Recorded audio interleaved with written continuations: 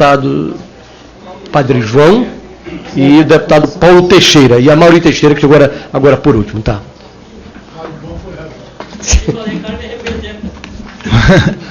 Bom, gente, boa tarde. O ministro Gilberto, pelo que depreendi, porque estava passando lá no plenário, disse que o decreto tem o objetivo de arrumar a casa, falou do seu lugar de ministro do governo. Pois ele está tendo o condão preocupante de arrumar a casa legislativa do ponto de vista das posições, das ideologias. Ideologia no sentido maior, concretizando, da concepção de democracia.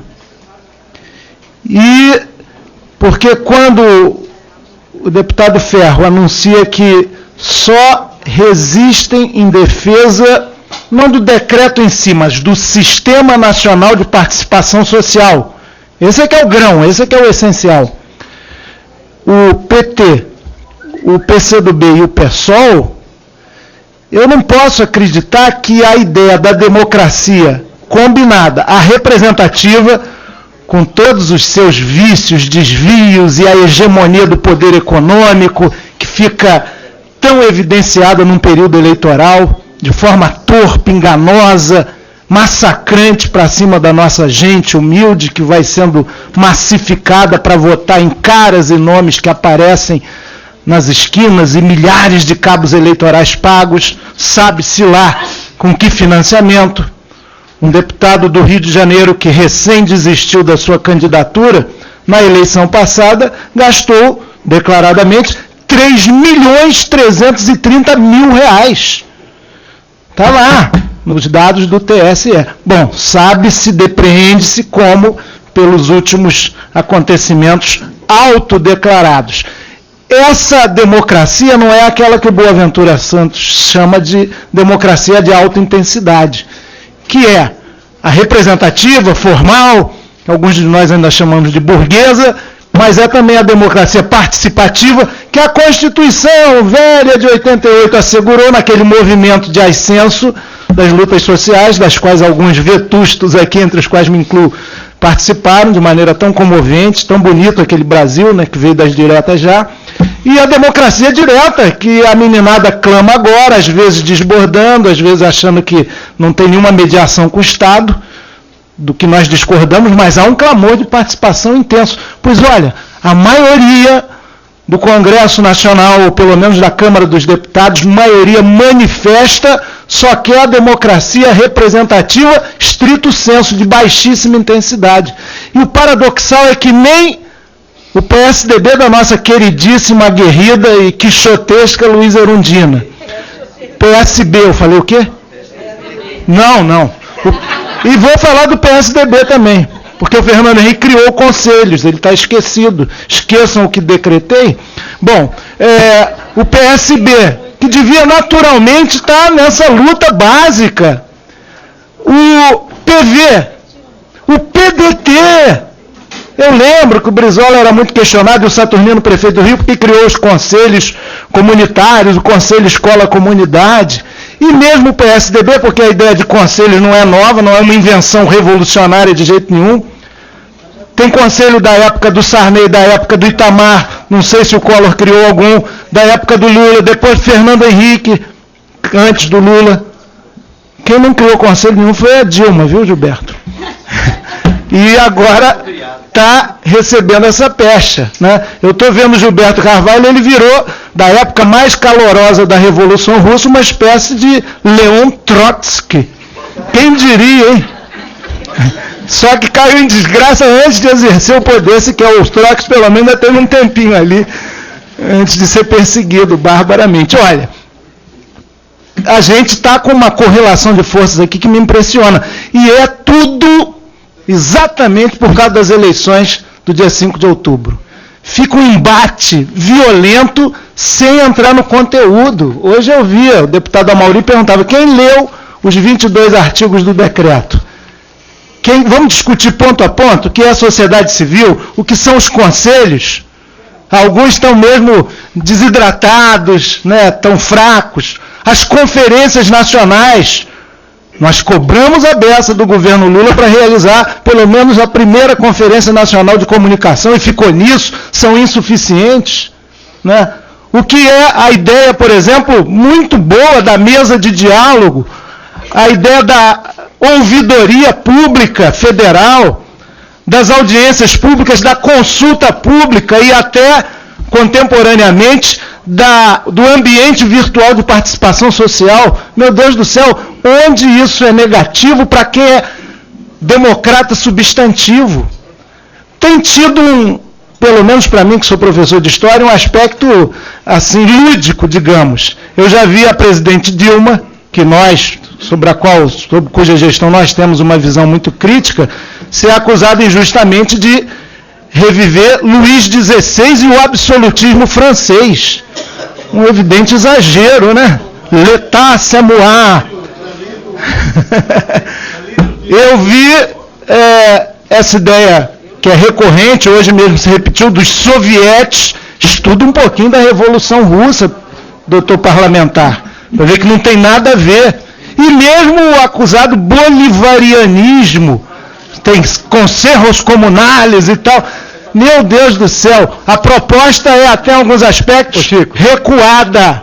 Eu nunca mais tinha ouvido falar no nome de Lênin, surgiu aqui no plenário. Pois é, pelo menos está enriquecendo, né, a discussão. Mas o essencial não está sendo colocado. Hoje um deputado falou que as ruas estão rejeitando esse decreto. Nós que fazemos campanha na rua, sem o que a gente não sobrevive, eu nunca ouvi isso de ninguém, de nenhuma pessoa da rua falando: o decreto do que cria o Sistema Nacional de Participação Popular é um absurdo, vai acabar com a democracia no Brasil. Tem gente indagando o que é isso mesmo, e aí é o nosso papel de esclarecer, e tem gente falando: poxa, querem acabar com os nossos poucos canais de cobrar do governo federal, da administração pública federal. A gente quer cobrar, quer pressionar. Então, olha, é uma batalha ideológica no sentido mais amplo da palavra, é uma batalha que divide águas políticas. A gente tem que trazer mais gente desses partidos que mencionei aqui, e até setores do partido do movimento democrático brasileiro, porque os seus caciques estão falando que são contra esse decreto. Na verdade, estão confundindo a opinião de alguns editoriais, de alguns colunistas, com a opinião da população que, podemos dizer, está assistindo isso sem entender muito bem o que está acontecendo. Mas ela quer participar, isso é seguro, ela tem interesse em fazer o controle social do Estado brasileiro, que é muito bom e é muito necessário. Eu encerro. É importante a gente ver também que passos podemos dar. A comissão geral, se entidades reforçam, creio que a maioria dos líderes assina e ela acontece, vai ser uma discussão riquíssima.